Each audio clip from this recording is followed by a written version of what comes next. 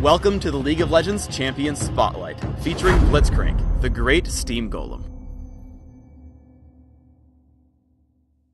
Blitzcrank is a mix between a pure tank, a melee fighter, and a burst mage, depending on what your team needs.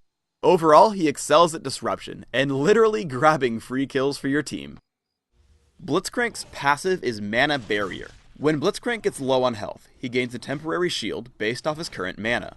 Blitzcrank does not lose any mana in the process, but if you happen to be empty when it activates, you won't get much of a shield. Rocket Grab sends out a skill shot nuke, which damages and stuns the first enemy it hits. Immediately after hitting, it pulls the enemy to you. Overdrive gives Blitzcrank bonus movement and attack speed for a few seconds. Power Fist causes Blitzcrank's next basic attack to deal bonus damage and knock the target into the air. Using this ability will reset your attack timer, so using it immediately after landing an attack will give you more damage output. Static Field is Blitzcrank's ultimate. Passively, it deals damage to a random enemy every few seconds. On activation, Blitzcrank damages and silences all nearby enemies, but deactivates the passive until it cools down. At the start of the game, always check to see if you want to push. Check the scoreboard to see if they have a jungler, and use Clairvoyance to see where he's starting. One great Clairvoyance spot is right here. It lets you see champions setting up for the Golem, Wolves, or the brush to the right. Spotting a Kali, I walk up and pull her into my team with Rocket Grab, picking up first blood. At level 2, try to play aggressively in lane. I don't want to Rocket Grab right away, because I need Alistar's attacks for damage output. Instead, I walk up for Power Fist, and then Rocket Grab after. I actually used Rocket Grab too soon, because we don't kill him until after we all flash. But we still pick up the kill thanks to teamwork and good ability use. Warding the brush in your lane can be extremely powerful. Here Teemo ducks in for what he thinks will be a safe place to harass, but now that I know where he is, I land a Rocket Grab. I knock him up with Power Fist and chase with Overdrive once he flashes away. Because Overdrive lasts much longer than Move Quick, I know it can keep up a continued chase and land another Power Fist to pick up the kill. Be patient when using Rocket Grab. I see a fight in mid and chase with Overdrive. I prepare to hit an opponent with Rocket Grab, but I'm not sure if I'm in range. Because of my extra movement speed, Brand is afraid to turn straight down. Instead, he heads to the backside of his turret, which means he has no room to juke. This is the perfect opportunity to use Rocket Grab. I hit him, immediately land Power Fist, and on the way down activate Static Field.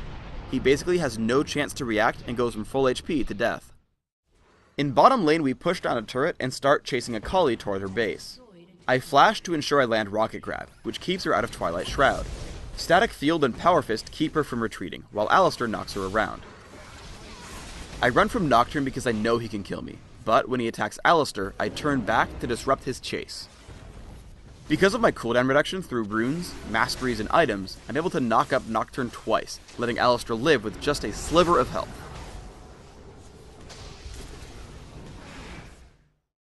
I want to reiterate that holding onto Rocket Grab is valuable.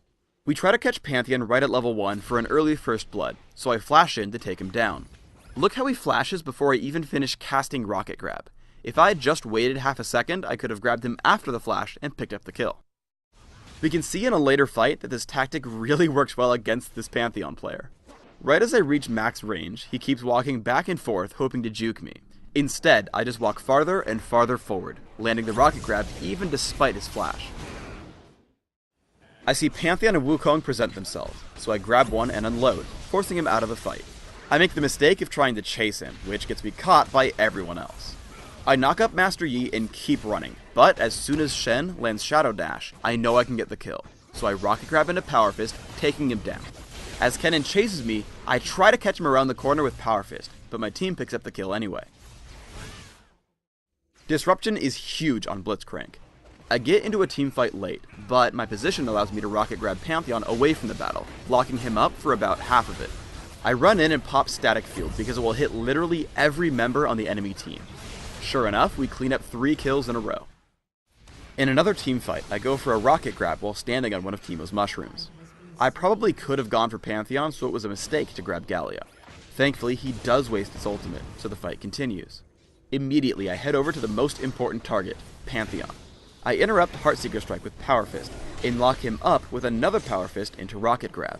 Note that I don't activate Static Field. If you're only fighting a single target, you do more damage by letting it passively hurt targets for you. Only activate it if you need a burst of damage at the end.